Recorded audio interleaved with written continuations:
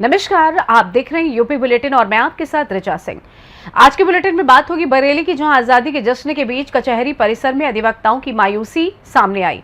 अधिवक्ताओं का आरोप है कि नगर निगम ने बिना सूचना दिए उनके करीब 5 साल पुराने अस्थायी चैम्बर बुलडोजर से ध्वस्त कर दिए।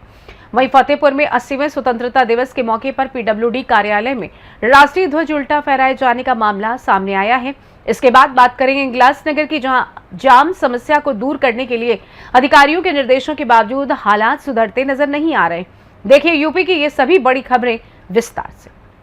बरेली कचहरी परिसर में नगर निगम ने बिना सूचना दिए अधिवक्ताओं के करीब 5 साल पुराने अस्थायी चैम्बर बुलडोजर से ध्वस्त कर दिए। चैम्बर टूटने से अधिवक्ताओं के सामने रोजी रोटी का संकट खड़ा हो गया। उन्होंने मलबे के सामने सड़क पर ध्वजारोहण कर स्वतंत्रता दिवस मनाया। अधिवक्ताओं ने फाइलें व नकदी गायब होने का आरोप लगाते हुए नगर कोतवाली में सूचना दी। प्रशासन से समाधान की मांग करते हुए उन्होंने चेतावनी दी कि समस्या दूर नहीं हुई तो जिलाधिकारी कार्यालय पर अनिश्चितकालीन अनशन करेंगे। क्या नाम भैया? मेरा नाम अधिवक्ता आबिद हुसैन नाम है मेरा। आबिद जी, क्या मामला है ये मामला ये है कि सामाजिक न्याय की रीढ़ कहे जाने वाले जो अधिवक्ता साथी हैं, या हम खुद अधिवक्ता हैं, जो अपना विधि व्यवसाय बहुत ही आराम से सुकून के साथ 6-7 घंटे का हमारा वर्क रहता है, हम करते हैं। और जिस तरीके से अविधिक तरीके से, अनैतिक तरीके से जो बुलडोजर की कार्रवाई नगर निगम ने की है, हम उन्हें ये चेताना चाहते हैं कि हमसे उन्हें टकराने का अंजाम भुगतना होगा, क्योंकि हम यहाँ पर सामाजिक न्याय लड़ रहे हैं। लोगों के लिए हम न्याय उपलब्ध कराते हैं, उन्हें सेवाएं दे रहे हैं यहाँ पर। और हम किसी प्रकार का कोई गलत अतिक्रमण वैसा नहीं कर रहे, हमको घर नहीं बना रहे हैं यहाँ पर, हम केवल अपना विधि व्यवसाय कर रहे हैं यहाँ पर। और जो बुलडोजर उन्होंने चलाया है ये हमारे चैम्बरों पर नहीं, हम उन्हें बताना चाहते हैं ये बुलडोजर उन्होंने हमारी छातियों पर चलाया। इसका जवाब हम उन्हें हर हालत में दे के रहेंगे। नगर से मिले आप? हम अभी नहीं मिले हैं, क्योंकि 15 अगस्त के जो कार्यक्रम है उसके करने के बाद में हम उनसे आयुक्त साहब से मिलेंगे और अपनी बात रखेंगे। हमने ध्वजारोहण भी यहीं किया है, हमारे लिए यही हमारी कर्मभूमि है। अब जो भी होगा हम यहीं देखेंगे, रणभूमि भी यहीं से तय करेंगे। क्या नाम है आपका? करमवीर सिंह एडवोकेट। ये क्या मामला, ये सब टूटा पड़ा है, ये क्या है? ये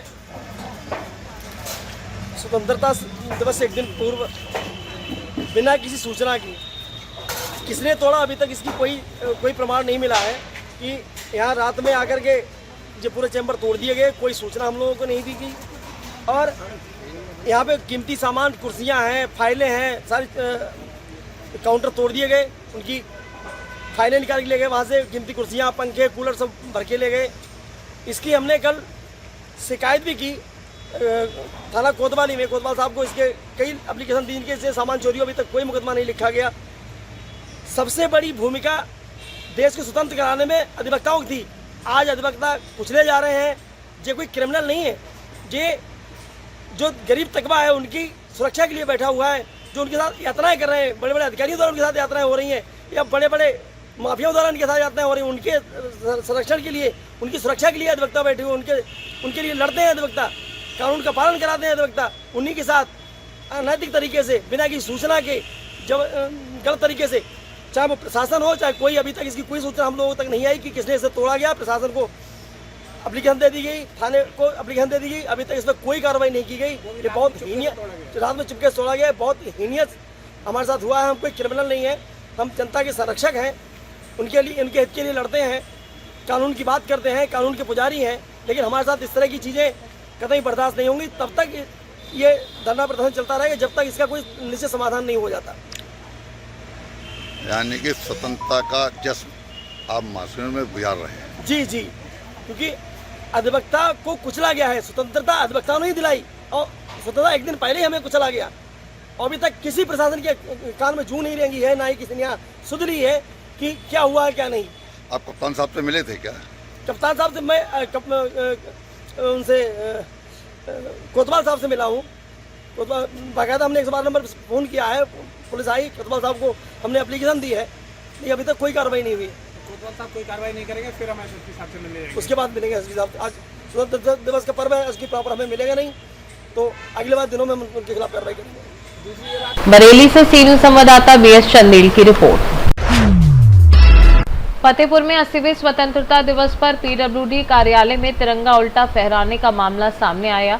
वीडियो वायरल होने के बाद अधिकारियों में हड़कंप मच गया। पत्रकारों के पहुंचने पर ध्वज उतारकर सही तरीके से दोबारा फहराया गया। स्थानीय लोगों ने राष्ट्रीय पर्व पर हुई लापरवाही पर नाराजगी जताते हुए जिम्मेदारों पर कार्यवाही की मांग की है।